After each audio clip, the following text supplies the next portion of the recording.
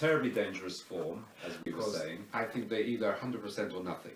An aphorism that is either perfect or doesn't mean everyone agrees with it, but it kind of hits you like lightning, or it doesn't, and it falls on its nose.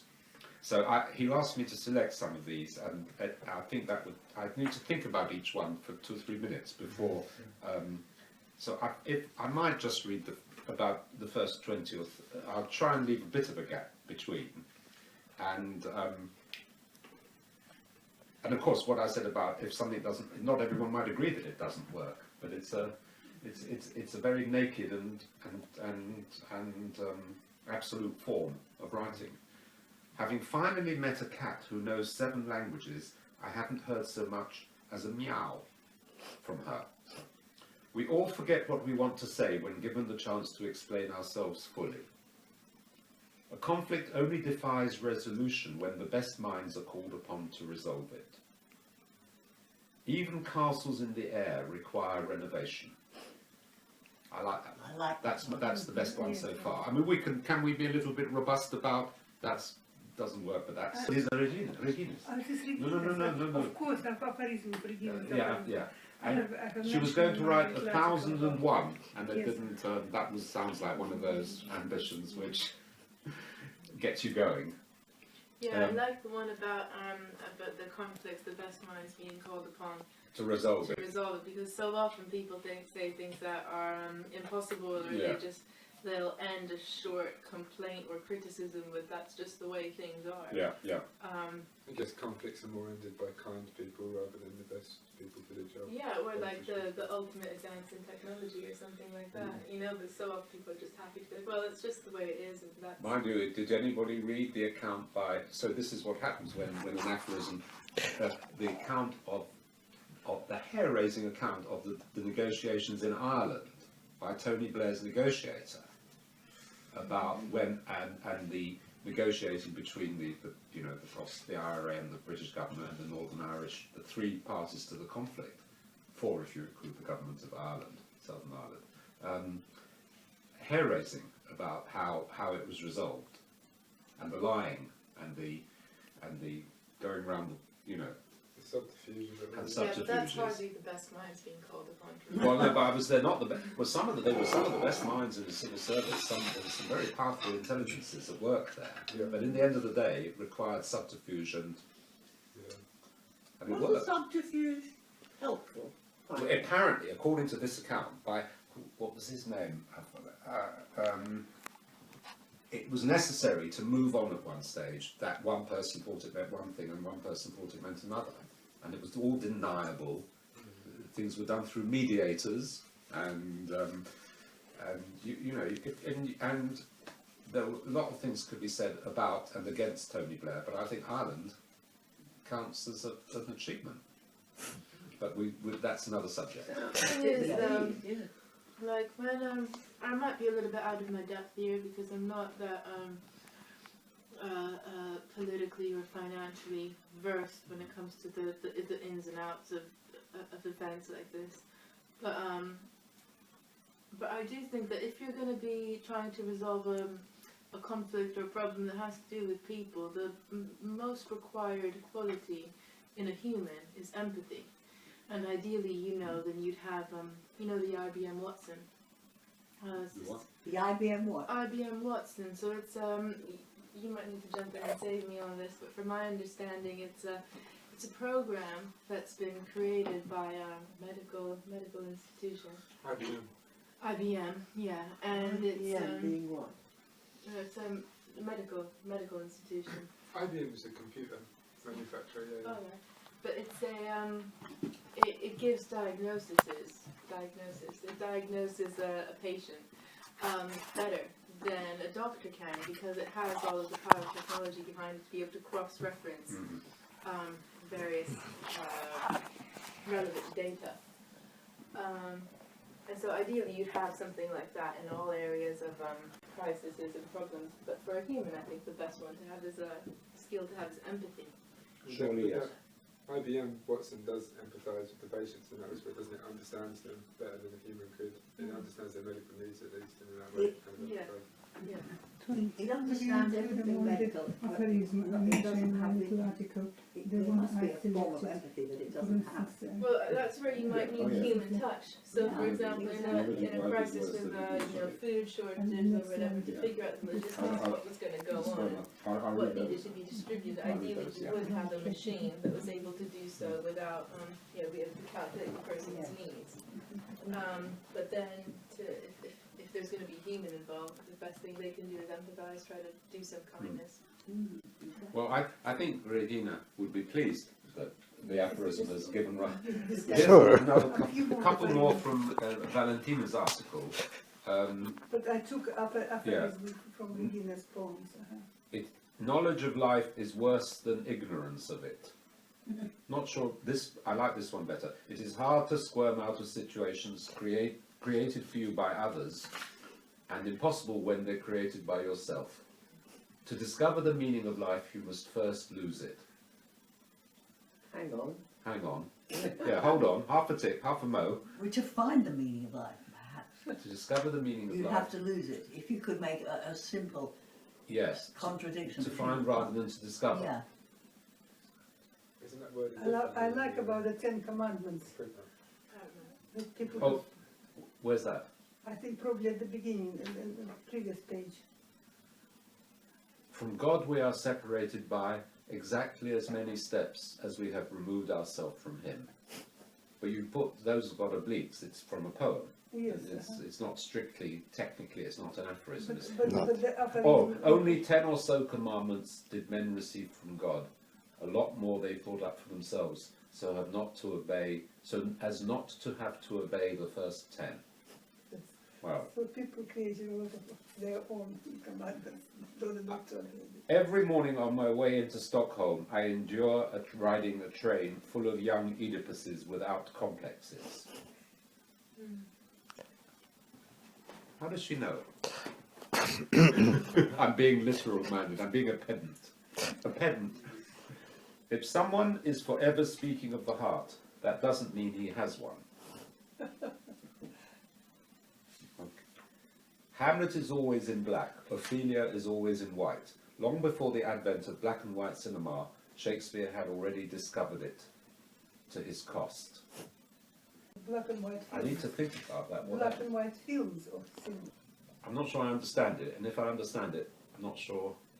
You agree with it? It's I'm not not sure. worth I'm not sure. assuming. I tell you the funny thing about black and white film, if you don't see it as black and white, No, no. after about the first 5 minutes, you don't get that white-black contrast. You don't see it as the world, don't you? I made a discovery for myself, which I probably found in Susan Sontag or Roland Barthes or something, and then thought it up that I'd thought of it, which was that I worked out why I prefer black and white films to colour films and black and white photography to colour photography. The reason I prefer black and white is that it is not in competition with the world. It can only be appreciated for itself, whereas colour photography and colour movies Yes. are competing with the quote-unquote real world.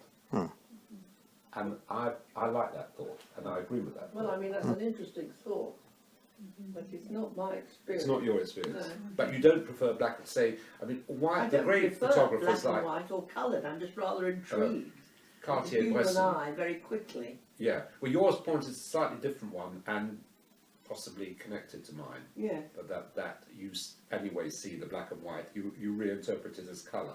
yeah. Well, Or you at don't least you even don't do that. notice You it. just project what you Yeah. normally see Yeah. on it. What if we take, I mean, to me, when I think a little bit about that last one, I think that maybe, to me, it feels a little bit like Shakespeare has the stock characters, doesn't he? He's Hamlet, who's dark, he's tortured, there's Ophelia, who's white, and eventually goes mad because she can't withstand his torturous interactions with her, or well, his kind of, he starts to crack up and she starts to crack up because she can't withstand being in his presence and maintaining her sanity. And maybe black and white cinema can be taken kind of less literally. Just as cinema. A cinema, but having those stock characters, those black and those white, rather than, and then maybe to his cost, because since then we kind of, well not necessarily since then, but definitely gradually I'm starting to see a lot of more sort of filtered down, basic, unimaginative movies where characters don't seem to have much depth and are more black and white. Even though the films are in colour. Even though the films are in colour, the characters themselves are very basic, they're Yeah. monochrome. Beautiful myths and ugly lives leave everywhere the same bloody tracks.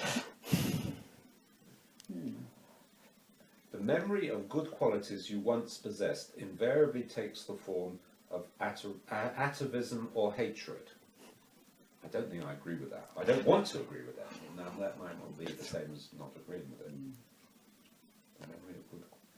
Trouble is, if one comes up with a good quality one possessed, one is being vain. Yes. So no one's going to say, I was once X or Y or Z. It's rather Sometimes sad. it can be harder. It's to rather do that. sad. Well, yeah, sometimes it can be harder to praise yourself than to criticize yourself, because when you praise yourself, then you need to expect more of yourself, and when you dwell in the criticism, you can kind of just sit there in your own self-criticalness. But it's good to have balance. Yeah. Rather nice to think once I was beautiful.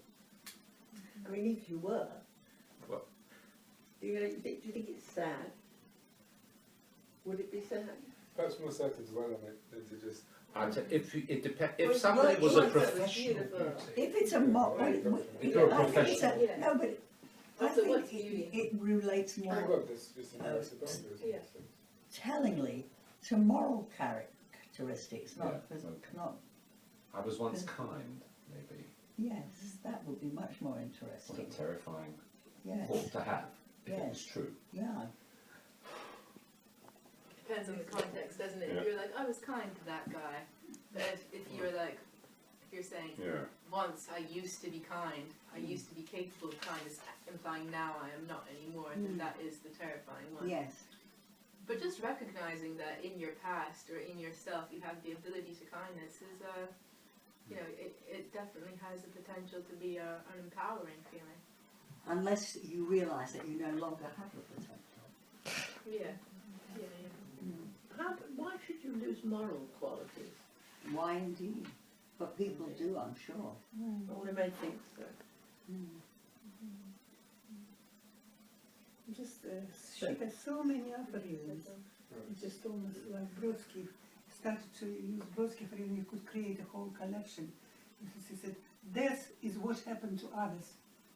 That's how we know death is only what happened to others, and so on and so on. And If you want to have a dark future, make sure your children have nothing but bright prospects. There you are, you've got a 2.5-year-old. Think about that one. Not too closely though. Say it again. If you want to have a dark future, make sure your children have nothing but bright prospects. I wonder what you would know what she was thinking of. In that, Possibly tuition fees.